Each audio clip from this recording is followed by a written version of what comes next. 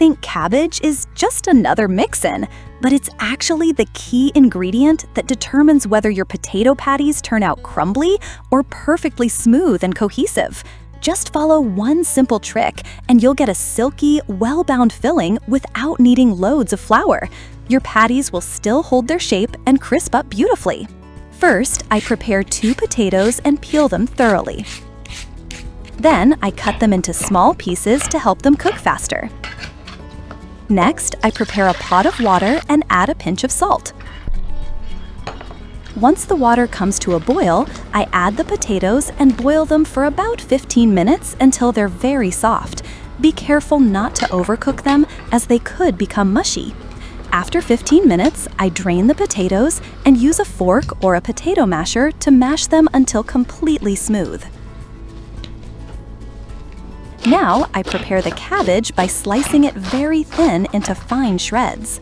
Then, I place the cabbage in a bowl, sprinkle a little salt over it, and gently massage it with my hands for 1 to 2 minutes to help it soften and release excess moisture. After that, I squeeze it thoroughly to drain. Once the cabbage is well drained, I chop it into smaller pieces. This helps it bind better with the potato mixture and keeps the patties from falling apart. Next, I place the mashed potatoes into a large bowl, then add the squeezed cabbage and finely chopped green onions. I also crack in 1 egg to help bind the mixture.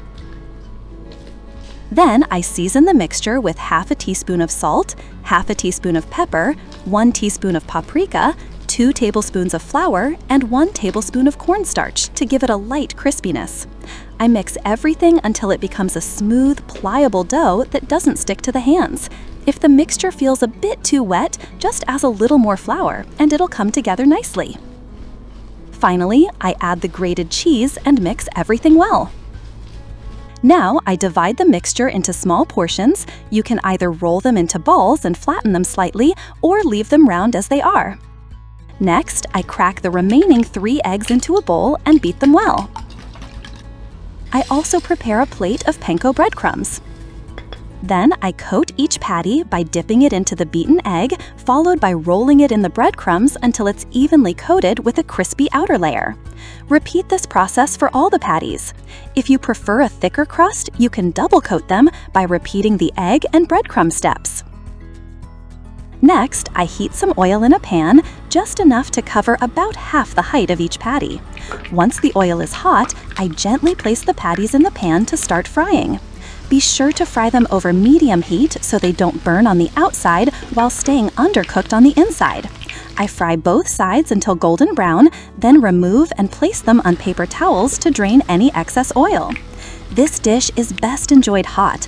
The outer crust is wonderfully crispy, while the inside is soft, flavorful, and infused with the aroma of potato, cabbage, and a hint of melted cheese. Each bite of these patties carries the natural sweetness of the vegetables, a hint of savory saltiness, and a touch of creamy richness, all perfectly balanced. Dip them in chili sauce or mayonnaise for the ultimate flavor combo. These patties are not only visually appealing, but also easy to make, making them perfect for snacking, breakfast, or even as a crowd-pleasing appetizer. Both kids and adults will love them. Be sure to enjoy them while they're still hot to experience their full crispiness and aroma. And don't forget to subscribe to my channel for more delicious recipes.